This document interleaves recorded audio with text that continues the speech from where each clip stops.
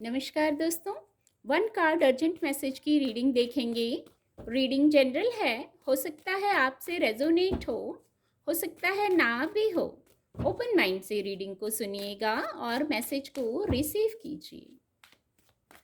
Please guide angels, please guide. 7 of cups की ऊर्जा है आज के लिए। इस ऊर्जा से ऐसा मैसेज है आज के लिए, हो सकता है बहुत सारी इच्छाएं हों आपकी और कभी आपका मन करता हो ये इच्छा पूरी हो जाए, कभी मन करता हो ये इच्छा पूरी हो जाए, जैसे सारे कप्स भर जाएं। और ऐसा सोच सोच के कभी कभी भ्रम भी होता होगा। कभी आपका फोकस यहाँ जाता होगा, कभी यहाँ, कभी यहाँ, कभी किसी इच्छा पर, कहने का मतलब कभी किसी विश पर, कभी किसी विश पर। और कुल मिला के आपको लगता होगा मेरी कोई विश पूरी नहीं हो रही है। तो यहाँ एक गाइडेंस है। सबसे पहले वेट एंड वॉच की ऊर्जा में आना है, धैर्य में आना है, स्थिरता में आना है। और फिर अपनी प्राथमिकताओं के आधार पर आप सूची बनाइए। कंफ्यूज मत होइए, भ्रम मत होइए, भ्रम में मत आइए। कंफ्यूजन और भ्रम की भी ऊर्जा को बताता है, तो कंफ्यूज नहीं होना है। यहाँ गाइडेंस भी है।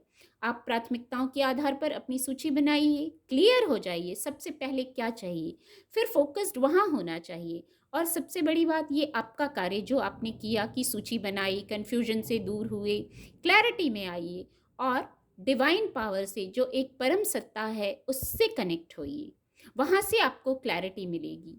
वहाँ से इल्यूजन, कन्फ्यूजन जो है, जब वहाँ से गाइडेंस प्राप्त होने लगेगी, तब ये सब अपने आप ही भ्रम दूर हो जाएंगे। और एक गोल, एक जो सूची में सबसे प्राथमिकता पर है, उस पर पहले फोकस्ड कीजिए, क्लियर होइए। कन्फ्यूजन में रहने की ज़रूरत नहीं है।